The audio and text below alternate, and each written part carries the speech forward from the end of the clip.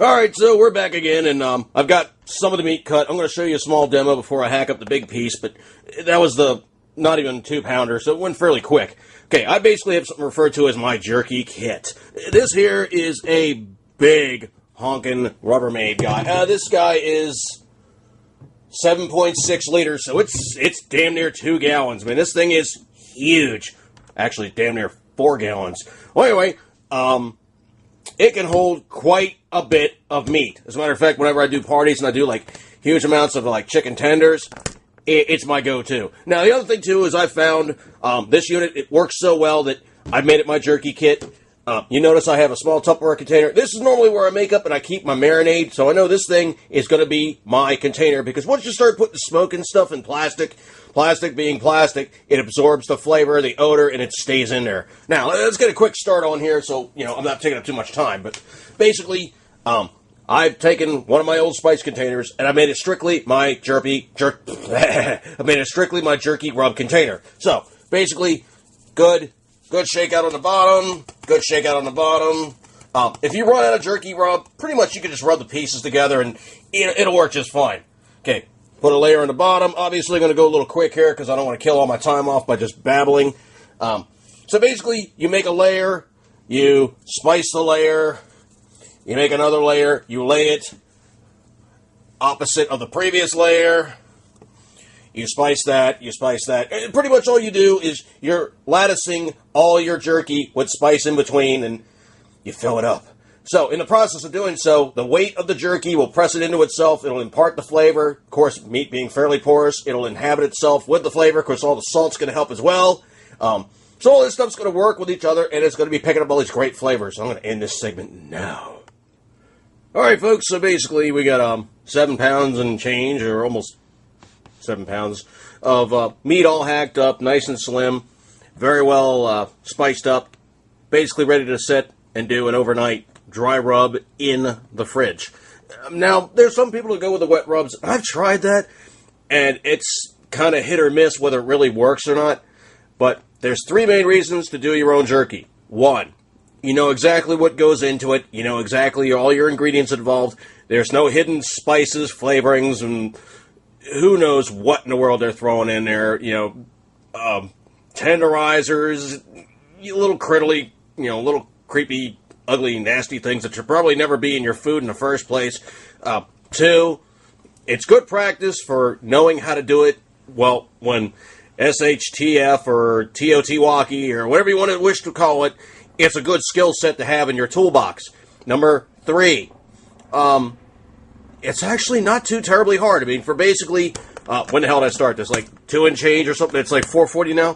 For about 2 hours of time period, I've got myself a hell of a lot of jerky. Now, the other thing, too, you can do, too, is I'm trying to keep this segment from going too long, but you can go to your butcher and you can say, look, I like this piece of meat. Can you cut it to London broil thickness? Yeah, London broil is roughly about the same thing as jerky. All you do is just, baste it in gravy and you have London broil. No great mystery there, but you tell them you want to have, like, this piece of meat cut into London broil slices.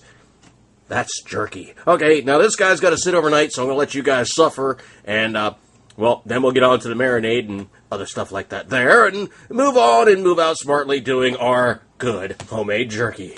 I love jerky. Hey, did I ever tell you guys that I really, truly adore jerky? I guess that's why I'm making it. Good times. Hey, folks, Dude's back again. And now it's time to continue on. I got my measuring spoons. It's time to make marinade. Okay, liquid smoke. I'm not going to go too crazy, but it does need to have some influence, so going to go with roughly about a tablespoon. Not going to go too stupid on it, because if you go too heavy on it, it tastes ashy. It's not good. All right, so got that one. Rice wine vinegar. Got about a tablespoon. Oops, I'm a little messy on that one.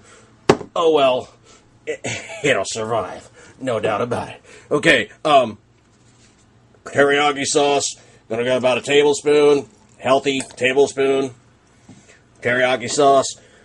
Garlic teriyaki, because it gives it really nice influence and kicks it up a bit. A little bit of garlic in there.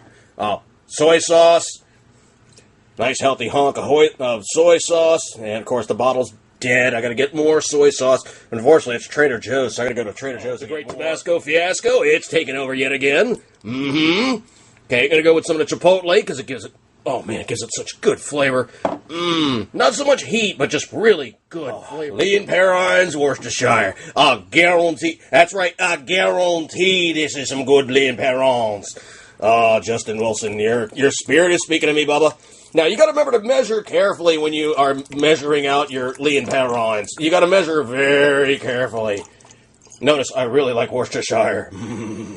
Okay, so basically that's all the good stuff in terms of marinade that we're going to do in terms of what we're not actually going to marinate. Oh, no. This is not a marinade at all. As a matter of fact, yes, dear, we have some honey. As a matter of fact, this is what's going to go and get painted on the jerky as it is doing its thing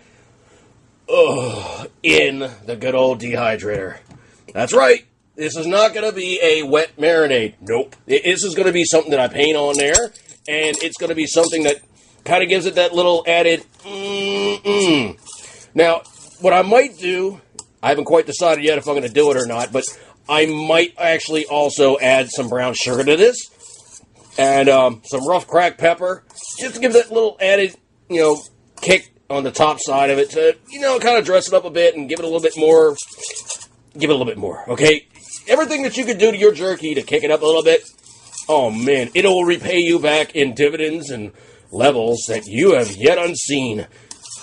Yeah, I know, you're really not supposed to mix with a tablespoon, but you know what? I don't flippin' care. I'm trying to get this honey in solution, and there's a pretty high sugar content in here, and it's going to take a little while, so I'm going to have to mess with it to make it do what I need it to do. But it is coming into solution. You notice this is not exactly dry stuff. This has actually got some pretty good amount of ink to it, and I'm going to have to transfer this to the little bowl, and I'm probably going to have to nuke it before I can actually get the brown sugar to incorporate. So, that's probably going to be a step I do off camera. But, oh, hell.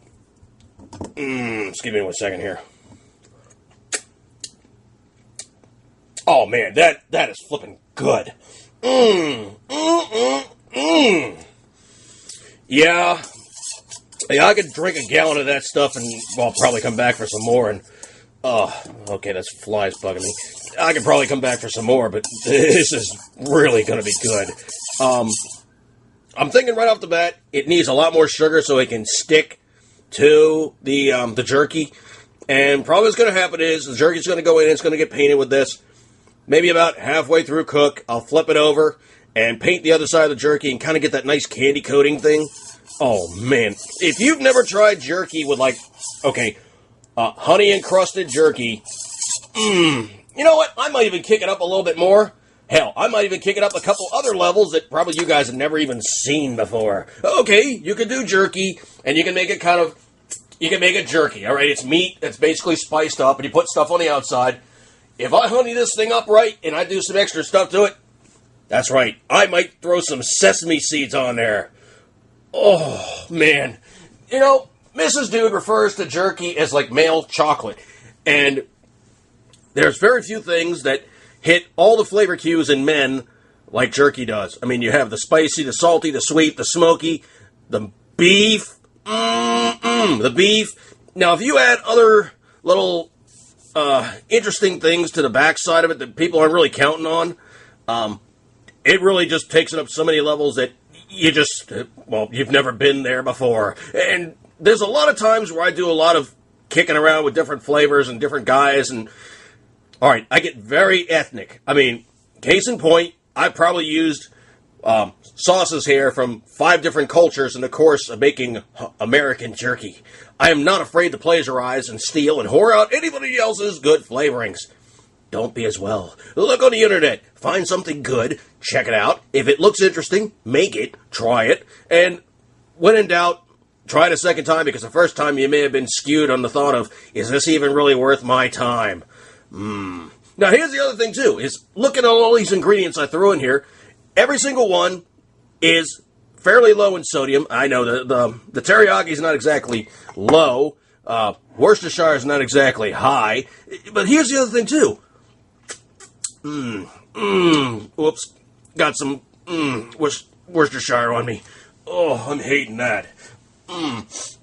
If you load this thing up with tons of sodium and you're trying it, it kind of interferes with the flavor. I mean, it really truly takes away from it, diminishes it, and alright, it takes away from your enjoyment. And I gotta tell you for a fact, this is not hot, but the flavor component that it added to this, yum. Yum. I mean, just yum. Alright, so, long and short of it, I know this is going to be one of my probably standalone videos, because this is probably going to be a three-parter, because I'm just coming up with too many segments of too much cool stuff, and instances of add-ins and other esoteric stuff. I know, I gotta stop using that word. I'm going crazy with esoteric, and I'm being esoteric with esoteric. But the more stuff you add to something, you gotta make sure that it complements the last thing you throw in there. If you throw in a gallon of hot sauce on top of, well, a gallon of cream, it's gonna taste like hot sauce. It's not gonna taste like cream any longer. You got to remember that you got to find balance. And yeah, I know, it looks like I'm just throwing this thing together. I've thrown a bunch of these things together, so I know by eyeball, by taste bud, and by nose, which are well-adjusted attributes from, well, excuse me, bumping the camera, from time in, playing with these things, and, well, alright, I don't like to admit this, but I have a fairly long history in food service. I can cook, I do cook, I choose not to cook. The idea of sitting in a hot kitchen all day long for, well, you know, fun and profit just does not enthrall me. But you know what? That means I have the experience, and it means I have the talent. It means I have the other, well, little things, and I can play with stuff. Also, I'm cursed. Yeah, this kind of sucks. I'm cursed with an exceptionally good sense of smell and taste. And I go on the wine tasting things, and they're like, well, this has notes of so-and-so. And I'm like, yeah, I'm picking that up. But what about the citrus? And they're like, yeah, it's got that too on the backside. And I'm like, okay, well, I was just noticing that. They're like, yes, it does have hints of citrus. And they're like looking at the sheet in front of them going, yeah, he picked up on that one. Crap. Oh, well, I mean, it's not like a thing that you probably should utilize hot sauce to covet, but I don't care. My sense of smell and my sense of taste is good enough that I can enjoy food to levels that sometimes other people can't. Meaning also, I put other levels of things in there that other people probably don't notice, but I do. Be kind to your food, marinate your food, treat your food kindly, and your food will return to you with flavors and levels of yumminess unknown or unseen before. Marinade. I'm thinking some brown sugar. Oh, maybe some Jack Black. Oh, he needs some Jack Daniels. Jack Daniels jerky. Good times. Thanks for tuning in on this. It's going to be the end of the second segment. I'm thinking, good times.